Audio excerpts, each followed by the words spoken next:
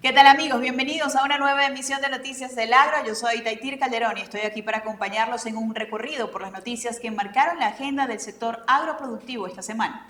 La Secretaría de Agricultura de los Estados Unidos, Brooke Rollins, afirmó que aún es incierto el impacto de los nuevos aranceles impulsados por Donald Trump en el sector agropecuario. Según Rollins, los efectos concretos podrían comenzar a observarse hacia finales de verano o principios de otoño. Tras las medidas arancelarias impuestas por Trump, la incertidumbre crece entre los agricultores, especialmente luego de la experiencia vivida durante la guerra comercial de 2018-2019, cuando el cultivo de soja fue el más perjudicado, acumulando el 71% de las pérdidas económicas.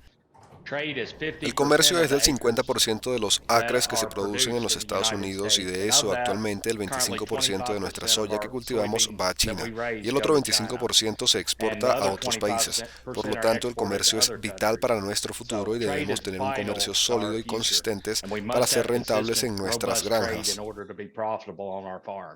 Aunque se otorgaron subsidios federales como medida compensatoria, los productores nunca lograron recuperar por completo los volúmenes de exportación perdidos y muchas granjas familiares terminaron en quiebra. Durante ese conflicto comercial se estimaron pérdidas de 27 millones de dólares en exportaciones agropecuarias. Ahora, expertos advierten que el impacto de esta nueva ola de medidas podría ser aún más severo y costoso. El 20% de los ingresos del agro estadounidense proviene del comercio exterior y varios productores ya comenzaron a frenar inversiones en previsión de un entorno más restrictivo en términos de normativas y cargas tributarias. El sector se prepara para enfrentar un panorama complejo, marcado por la cautela y la preocupación.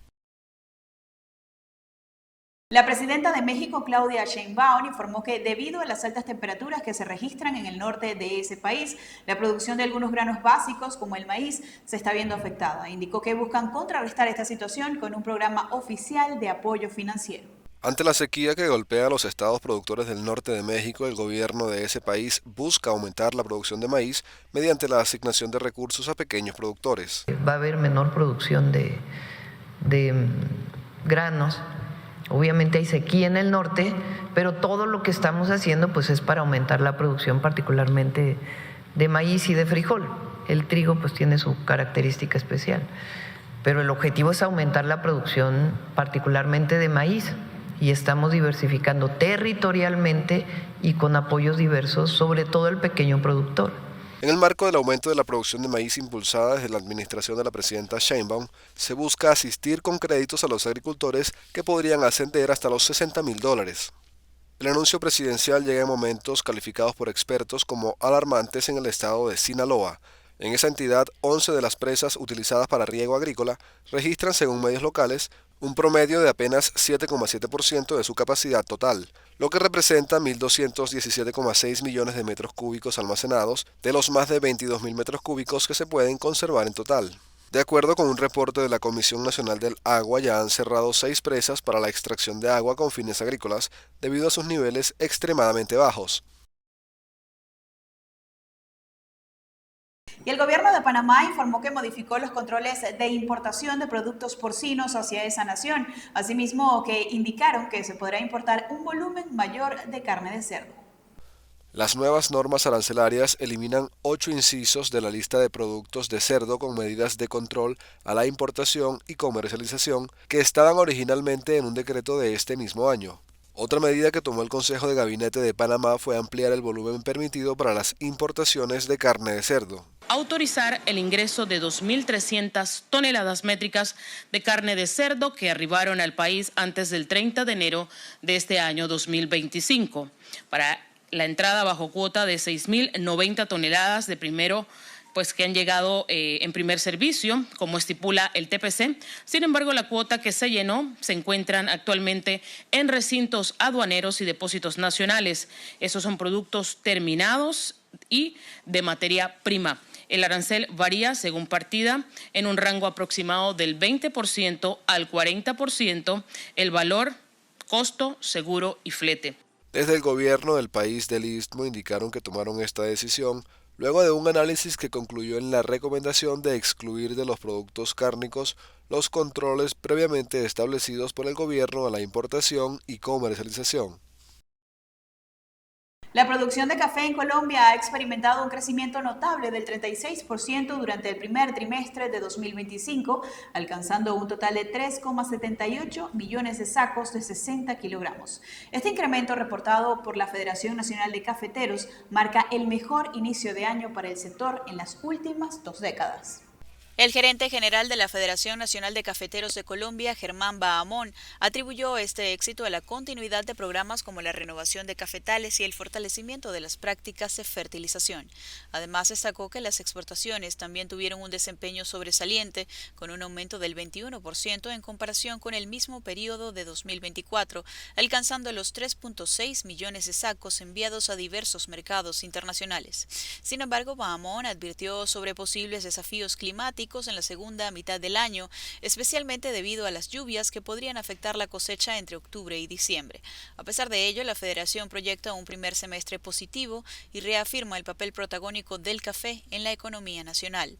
En contraste con este panorama positivo, los futuros del café han experimentado una caída significativa en los mercados internacionales durante los últimos días, reflejando la volatilidad del sector. Factores como la incertidumbre económica global y los cambios en las políticas comerciales han contribuido a esta tendencia. Aunque los precios más bajos podrían beneficiar a los consumidores, los productores enfrentan desafíos para mantener la rentabilidad en medio de fluctuaciones impredecibles. Momento de establecer una pausa, ya volvemos con más. Estamos de vuelta con el resumen semanal de Noticias del Agro. Avanzamos con las informaciones. En Paraguay, el presidente de la Cámara Paraguaya de la Carne expresó que ese país podría dejar de percibir hasta $2 millones por mes debido al arancel del 10% impuesto por Estados Unidos.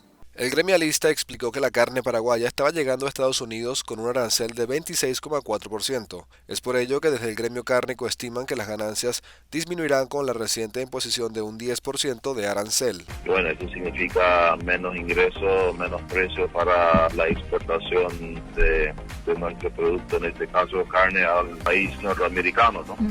Hay que buscar y fortalecer otros mercados. Tenemos otros mercados alternativos que pagan prácticamente precios muy similares y ahora con la aplicación del arancel prácticamente lo mismo.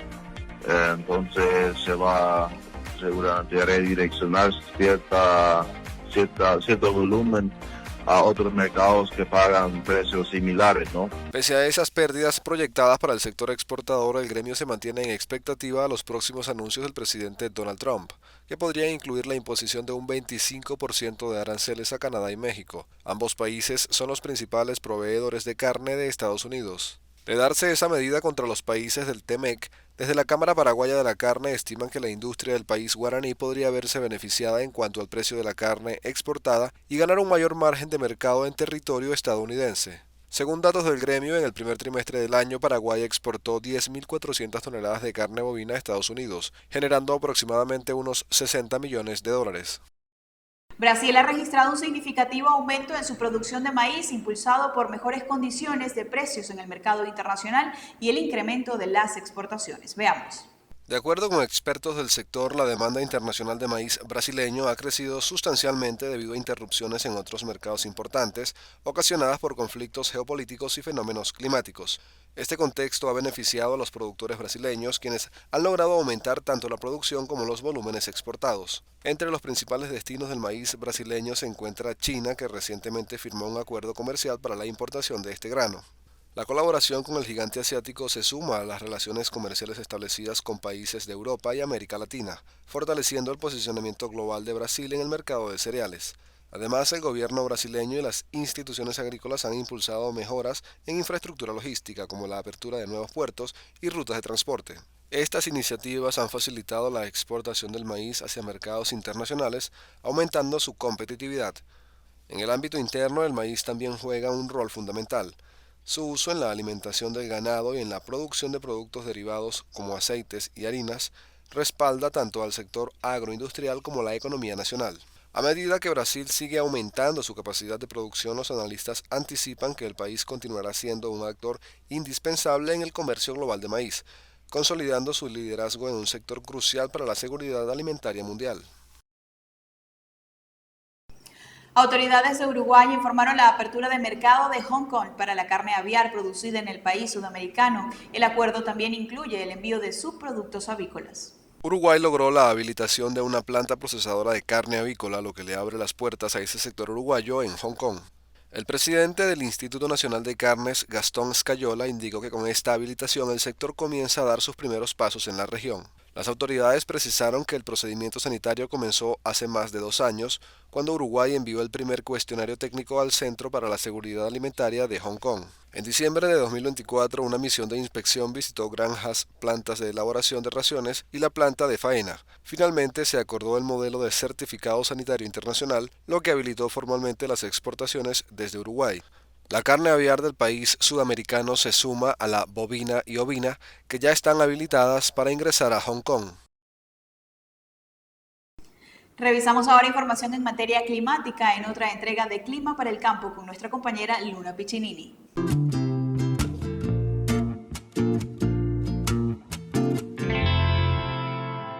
Un gusto en saludarles, amigos productores. En esta oportunidad conoceremos qué son las heladas. Vamos a desglosarlo de manera sencilla. La helada ocurre cuando la temperatura del aire baja a 0 grados o menos, especialmente durante las noches de invierno.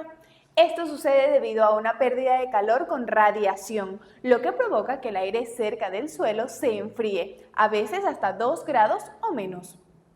Este fenómeno puede impactar seriamente al sector agrícola. Las heladas son un gran desafío para los agricultores de todo el mundo y se pueden clasificar en 2 tipos, blancas y negras. Las heladas blancas ocurren cuando hay frío y humedad, es decir, cuando la temperatura está por debajo de 0 grados y hay suficiente humedad en el aire. Se forma el hielo en pequeños cristales que se adhieren a las superficies como plantas y frutos, dándole un aspecto blanquecino. Pero no se alarmen, estas heladas suelen ser inofensivas. El hielo actúa como un protector natural para las plantas. Por otro lado, las heladas negras son mucho más peligrosas. Se producen cuando la temperatura baja por debajo de 0 grados, pero el aire está tan seco que no se forma escarcha. Sin humedad, los cristales de hielo se convierten en cuchillos que pueden dañar las células de las plantas, sacando sus membranas internas. Esto hace que las hojas y tallos se vean repentinamente negros y si las partes vitales de las plantas se ven afectadas, puede ser fatal. Y de esta manera llegamos al final de Clima para el Campo, como siempre esperando verlos en una próxima oportunidad. Chao, chao.